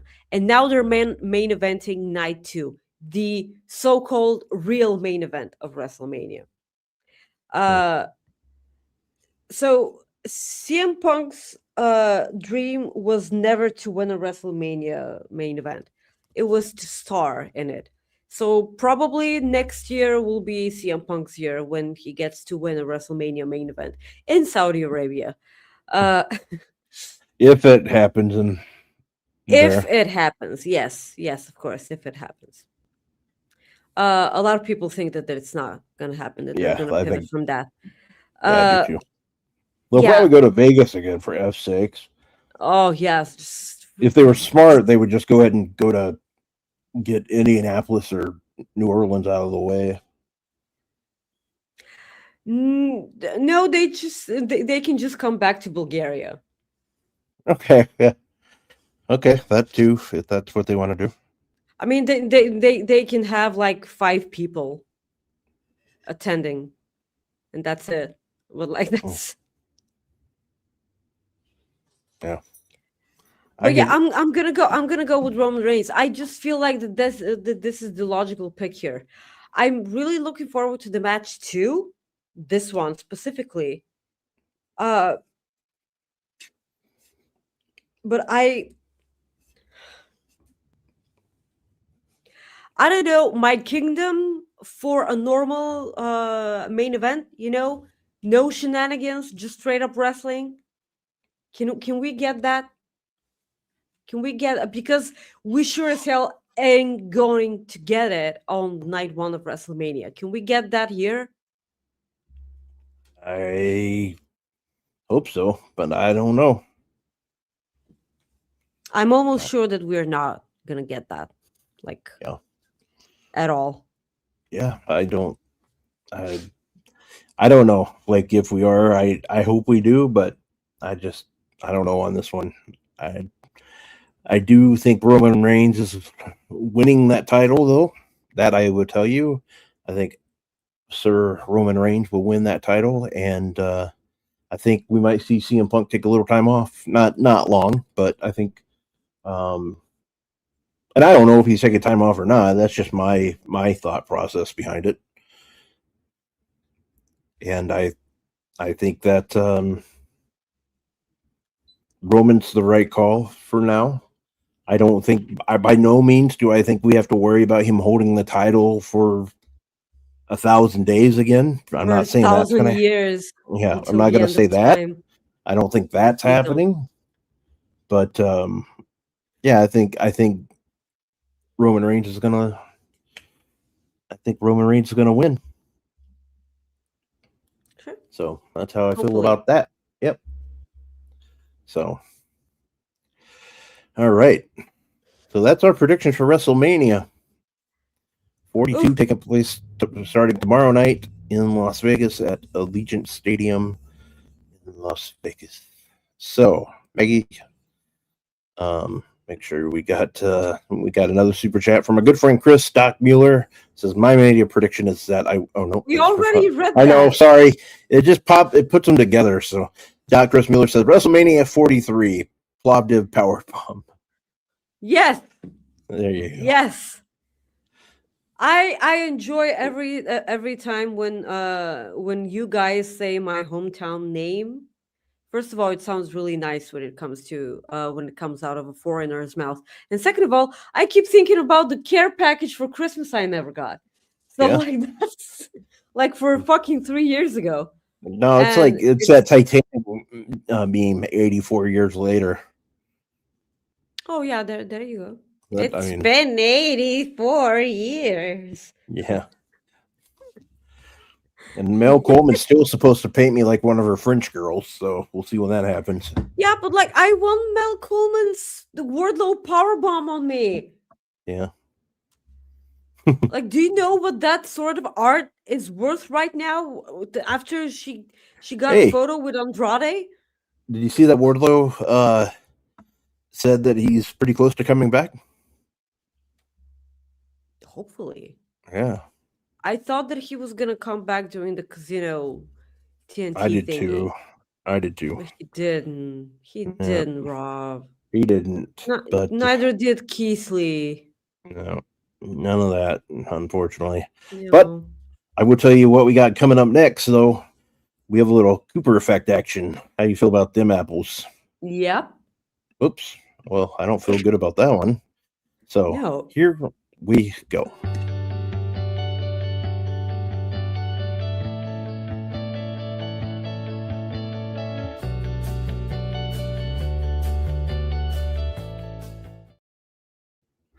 All right. So our Cooper effect for today is one that I found. Again, and this one I really, really liked. So, Maggie, I don't know if you know this, but I like sports. And no. Yeah, it's true. It's damn true. And this story is about a lady in Seattle, Washington. Her name's Rinda Strub, and the story about Rinda here is she is a Seattle Mariners season ticket holder. So Seattle Mariners baseball team. She is a season ticket holder, and I'm going to tell you a little about her. So she says there's no such thing as a bad day at the ballpark, but not long ago, every day felt like one. In 2023, she lost her 27-year-old son Wyatt to muscular dystrophy. Easy for me to say. A disease that slowly weakens the body, and in his case, took his heart. After that, Rinda did not want to leave her room. She said, "I stayed in there and watched baseball. Baseball helped me heal. For 3 For 3 years, she watched every Seattle Mariners game from home. The game that brought her peace, it reminded her of her son, sometimes painfully, but also with pride and joy. Then, on the anniversary of his passing in 2026, she made a choice. She was going to rejoin the world. And what she did is she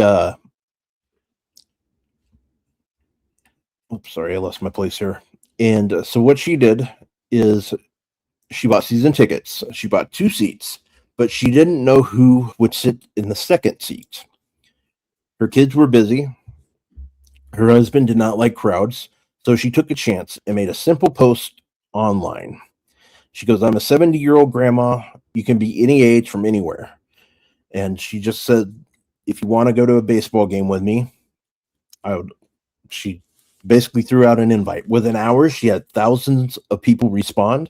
One of them was an 83. Of course. One of them was an 83-year-old lady named Joan, who had just lost her husband. They met and instantly clicked. Now the two plan to attend a dozen games together, sharing stories, laughs, and the love for baseball. She said, what started as grief turned into a connection. And for Renda, the ballpark is no longer just a place to watch a game. It's a place to heal, a place to belong, and a place where strangers become family.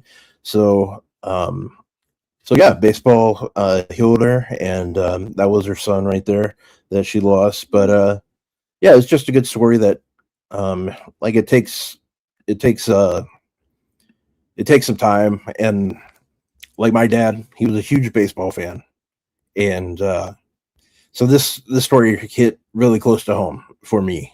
Yeah. And that's why I wanted to share this one, because I thought it was really cool. And I think it would be awesome to watch a game with her sometime if ever given the opportunity, because I just think the I story's hope you awesome. do get the opportunity. That sounds wonderful. Yeah, it would be cool. But yeah, that's why I went with that Cooper effect today, because I thought it was a good story. Yes. So Way to go. I always love it when you pick the Cooper effects because they're always so touching. You're stealing my spotlight. yeah, like the Heartbreak Kid. I'm still in that spotlight, I guess. Yeah, you're stealing the spotlight. Rob, the only other thing that happened on Dynamite this week. Hey, you know what? Oh yeah, that reminded me of one thing too. There was a baseball player named Garrett Anderson who played for the well, technically when he played, it was California Angels, and he played for I think he played for 2 other teams too, and I can't remember who they were. But he was a great baseball player, and he passed away. He was only 53 years old. He leaves a wife and 3 kids. They haven't announced why he passed or how he passed, which is it's just sad. 53 years old, and he was such a good ball player. So just man, but I just wanted to also say that because he was a good ball player, and I got to see him play a few times, and he was one of those guys. Thank you, Scott. He was one of those guys that he wasn't the biggest star, but he was always like a guy that teams worried about, and he was a good damn ball player. So the Braves and the Dodgers, I know those are 2 of your favorite baseball teams, Maggie. Yeah, I've heard of them. Yeah. Okay. So yes, All right. I didn't want to pivot from that drastically, but I have to because Rob, we Yeah. forgot to talk about the women's tag team match. Oh, that's right. That's brutal. Why did I say not remember that photo either? Why the hell? Sorry. I mean, we did say that Nikki Bella was getting replaced, but Yeah. we didn't talk about the match Yeah, you're right. itself. Oh hell. That's fine. Yeah. Anyways, I'll go ahead and tell you right now, if the story is true that Paige is going to be filling in for Nikki Bella, there's your damn winner, I think. Yes,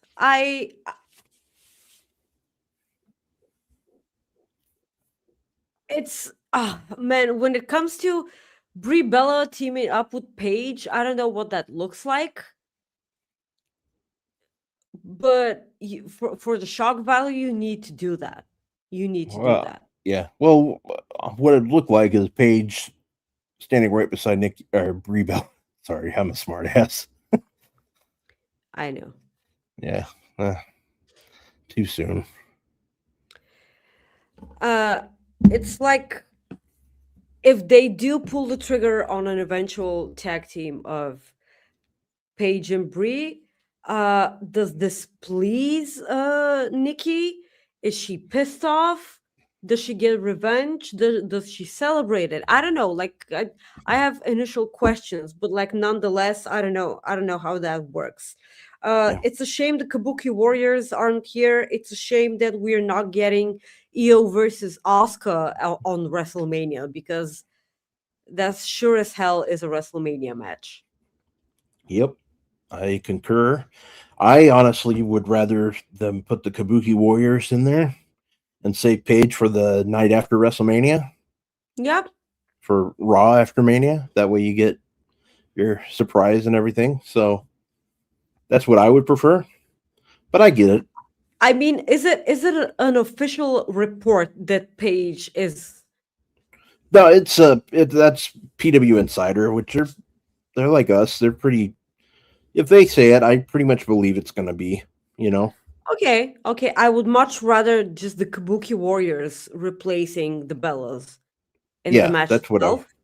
Yeah, Yeah. and just the Kabuki Warriors winning the match as a whole, Yes, and then Paige, because like it makes no sense to me that Paige will team up with the Bellas. yeah, I get that too, and I think Bryn says it right. Like she says, her pick would be Lyra and Bailey. Bailey would get her redemption since Becky knocked her out. I think that would be a great way to go. I would love to see Bailey win. That's also true, but I low-key think that Lyra's turning on Becky. Ooh, kinky. Okay. I understand that right now the audience is firmly behind Lyra, but I don't think that they're invested in the wrestler Lyra. I think that they're invested in her theme song because they like to go woo during someone's entrance. Well, then, That's if they do that, then they're definitely going to change her music because, I say that I was bitching and yeah, moaning forever that they didn't change Seth Rollins, and I'm like, you can't have a heel and have people sing his damn music. yeah. But like So, you can easily change Lyra's theme because Yeah. she just got here and Seth did not. I Yeah. understand that he constantly gets his themes renewed. I understand that. But like he's the drip god. So like he's Yeah. earned a different stage of, things. Yeah. I'm sorry guys that we totally missed that one. It's not Yeah. because we don't like women's tag team wrestling. It's just that they don't give a crap about it. So we got caught up in their attempt to bury those championships anyway. Yeah. So slightly going back to Dynamite, because one good thing happened during Dynamite, and that was Kenny Omega and Will Ospreay's backstage segment, which took place right after Dynasty. So that was so heartwarming. That now that I think about it, I really should have went back and watched it 3 times more after watching Darby win the damn belt, so that I can feel better about myself. Because what we're gonna get is, weeks of Darby carrying the belt while it's dragging on the ground. Because do you remember Darby carried the TNT championship that way? And he's going to carry the AEW championship the exact same way. Imagine if you're a guy and you give your wife, girlfriend, or whatever, a huge bouquet and she carries it by dragging it on the ground. Like, how would you feel? Like, that is the same thing. And that was what we're gonna get. And I'm gonna Grind yeah, your so gears, huh? it really does. So Kenny Omega was backstage in the doctor's office, and he was Yeah, like, he said that he wanted to quit, that this was his last chance and everything. And then um Will said that he's not gonna give up, and that's why Kenny Omega should never give up too. And he got up and he kissed him on the head, on the forehead, and said, "You're my hero." And I'm like, okay. What the hell? And he's like, "I'm always here for you if you need me." And I'm like, what is it? and I don't understand why, after such a heartwarming segment, that we got Darby winning the championship. Because like when Will Ospreay came out of the doctor's room, Kenny Omega was like, maybe I shouldn't give up. Maybe there's still chance. Maybe I can still do this. And I'm like, yes, dude.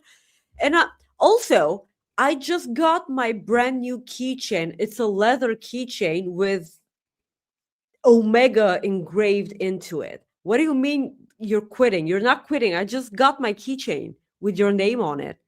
Just don't quit. It's please don't quit. And it's when I just hope we're getting Will Ospreay versus Kenny Omega at Wembley. That is it. Even though I'm not gonna be there, I don't care. I still want to see it, and it's still gonna be the best thing ever. And hopefully, this is planting the seeds to a future amazing video package for Kenny Omega versus Will Ospreay. I still think that Will Ospreay wins the Owen. Okay. Or they can face each other in the Owen final at Double or Nothing.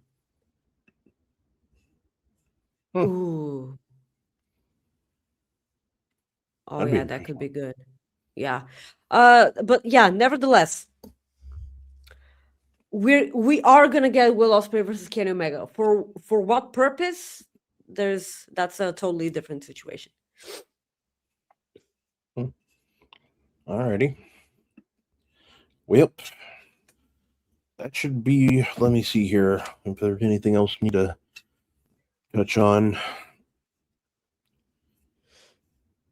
No, that's about it. Report. Oh, really? Oh my God! It's been 2 hours.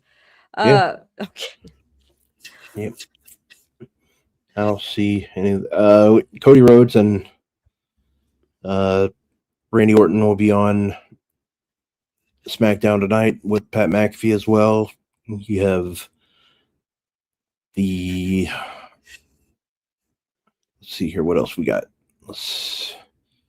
I'm just trying to look at the SmackDown roster. Jacob Fatu will be on there tonight talking about his upcoming match.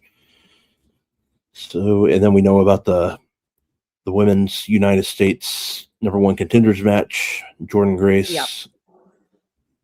I'm glad to see Jordynne Grace back. Bryn in the chat said that AEW just announced another pay-per-view for this year called AEW Redemption, with a date to be determined. AEW Redemption. New AEW files. Andrew Zarian reports. Okay. So indicated that July is likely the landing spot for this pay-per-view. God, no! Why July? Oh, I don't. Well, here's the thing: the World Cup starts in June, and then July comes, and July is the month of our music festival, the 3-day music festival. And before that, we have 2 more festivals in Plovdiv. Before that. So it's going to be a hell of a month. And I didn't need that too. Thanks, TK. What? Yeah. When's Forbidden Door? June, Okay. right? I think so. Pretty sure it's June. Forbidden I thought Door. it was July. It might be. I'll check. Let's see here. AWtickets.com. Let's see what they have to say for themselves here. They say that Double or Nothing is May 24th. We know that. Okay. Forbidden Door, June 28th. Was it always in June? That's my question. Yeah, it's pretty much always been in June, I believe. I'm pretty sure it's always Really? been in June. Yep. Really? Pretty sure. I'm pretty sure. I'm not. Well, yeah, I'm not always right either. That we've learned either. So, but Forbidden Door. Yep, June. Yeah, June 22nd, 2020. June 26th, 2022. It was in Chicago. 2023. It was in Toronto. 2024, Long Island. Last year, London. This year, San Jose. So yeah. Yeah, last year it was in August. Sorry, it was August. Yep. Sorry. Yeah. Okay. It's my first time here. That's absolutely fine. Rob, it's been over 2 hours. That's probably why we're Yep. That's so yeah, let's go ahead and end the show here, Maggie. Plug your shit. Guys, thank you so much for bearing with us for over 2 hours. This was a biggie. But it's always like that on WrestleMania week. Thank you so much for joining us. Please leave a like on the video on your way out. And after the video is done, please leave a comment below. It helps us out with the awful YouTube algorithm.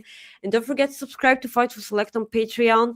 You will get firsthand each and every scoop from Sean from this weekend, as long as he decides that work is better than sleep. In Vegas, because who the hell sleeps in Vegas? Me. I will absolutely one day travel to Vegas and sleep throughout the entire thing. I promise you this. There's nothing better to do in Vegas than to sleep in a wonderful. Okay, now you're bed. just talking like nonsense. Like a crazy person. Yes. Thank you so much for joining us. Thank you each and every one of you who supported us. Send the super chat. We love interacting with you on our show. Please join us next week when we will be talking about the fallout from WrestleMania and everything that happened on Raw, NXT, or whatever. Please follow me on Twitter, X, whatever, at Maggie_IK, and on Instagram at Maggie.IK. Check out the True Heel Heat prediction show that we did yesterday with Robert DeFelice and SP3. Hopefully we get to do shows with Robert in the future too. Rob? Maggie, I got jokes. You want them? Yes. Okay. Where do mansplainers get their water from? Oh man, I knew that. From a well, actually. From a well, actually, yes. Yeah. I knew that. I knew that. Why couldn't I not remember it? I asked my date to meet. This one I think I might have said before. I can't remember. Anyways, I asked my date to meet me at the gym today. She didn't show up. That's when I knew we weren't going to work out.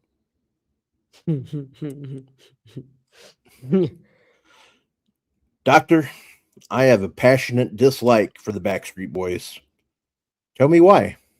Tell me why. That's when I knew we weren't in sync. What did the necrophiliac say to the other necrophiliac? I hope you die. Want to go for a couple of cold ones after work? Oh, no. Yeah, I went there. Yeah, yep. Robert. Yep. I did go there. And yeah. So I do have two more that Bryn sent me. I got to pull those up real quick. Bryn sent me I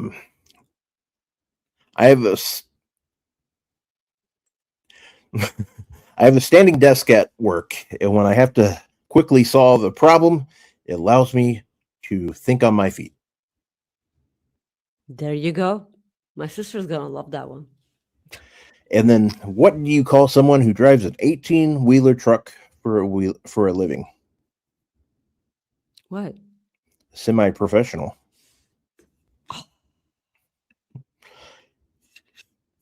Damn Yep. it, man. Yeah. So there you go. That's our show for Thank you. today. We might come back. I don't know. We might be kicked off again. Who knows? What do you mean again? We've never been. Well, we were, and I got us back. No, we weren't. But I thought we were. You know what? I'm done talking. I can't think anymore. Just We'll see you plug your guys later. shit. Yeah. Oh, You Rob didn't- Wilkins. Yeah. Follow me at Rob Wilkins on X. I'm also on Instagram at Fightful Rob. Appreciate you guys, everyone. If you watch WrestleMania, we hope you enjoy it. We really do. And we will talk to you next week as we break down everything that happened. And Maggie probably complains about Darby Allin some more. So, peace. Thank you, guys. Thank you for tuning into this episode of Coexisting with Rob and Maggie. You can listen to many of our previous episodes on your favorite podcast platform or view them at youtube.com/Fightful Overbooked.